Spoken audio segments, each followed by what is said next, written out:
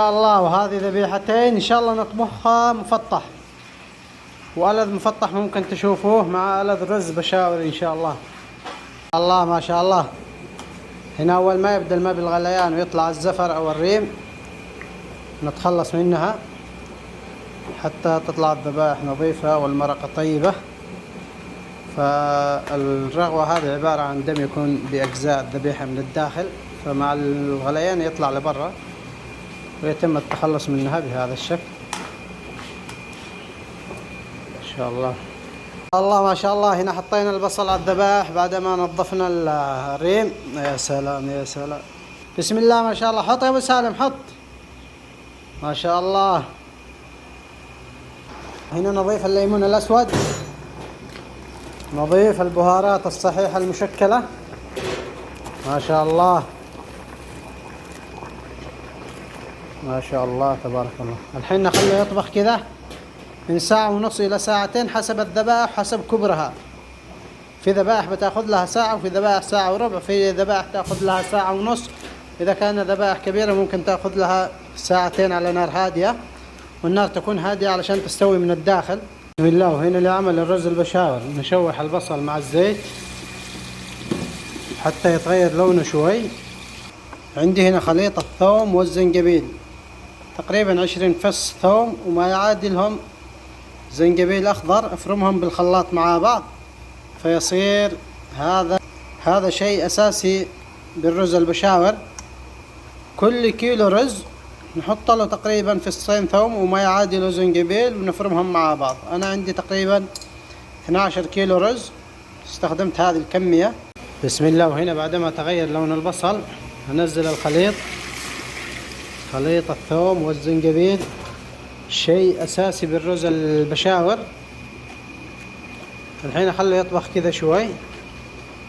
طبعا أنا بستخدم مرقة اللحم، اللي ما عنده لحم يضيف هنا بهارات صحيحة اللي هو هيل وقرنفل ورق الغار فقط،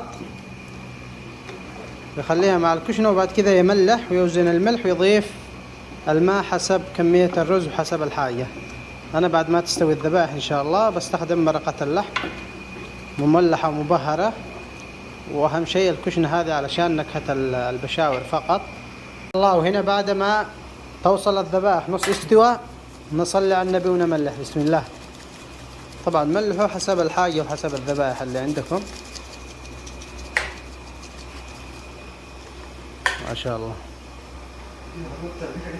هنا ما شاء الله هذه الخلطة اللي بنحمر فيها الذبائح، معجون طماطم صفار الزعفران وبهارات مشكلة، وبضيف عليها مرقة اللحم، وبضيف عليها كذلك القليل من الزيت أو الزبدة، لها القليل من الزيت.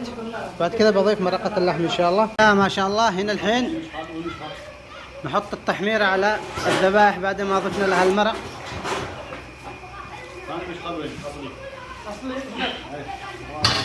الله. وهنا الذبائح بعد ما حطينا عليها التحميرة الحين بندخلها الفرن إن شاء الله. ما شاء الله. هنا مرقة الذبائح بعد ما طلعناها الحين نضيف كشنة الرز البشاور ما شاء الله ما شاء الله. الحين نضيف الحليب. فمن المكونات الأساسية اللي هو الثوم والزنجبيل والحليب ضروري ينحط على الرز. تقريبا عندي هنا 12 كيلو رز، كل كوب رز احط له كوب وربع من الماء.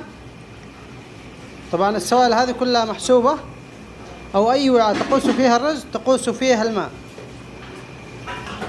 ما شاء الله. وهذه مرقة البشاور الأخيرة. الحين نضيف الرز ما شاء الله ما شاء الله. بسم الله. عندي هنا 12 كيلو رز مغسل ومنقوع لمدة نص ساعة أقل شيء.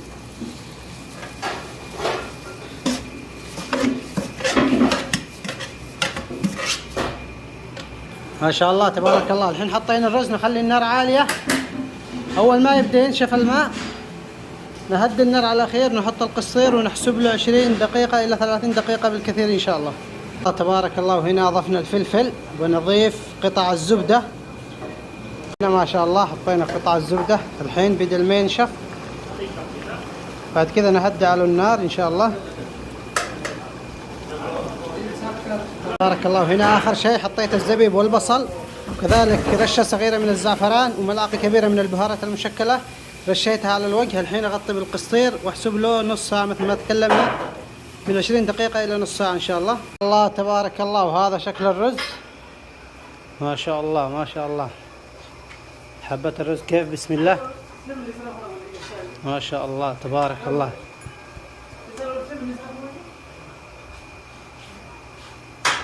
يا سلام يا سلام. نرفع الحين الكشنة على جنب أول شيء. ما شاء الله تبارك الله. شوفوا حبة الرز كيف.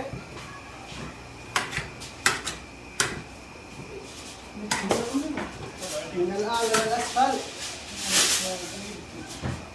ما شاء الله تبارك الله.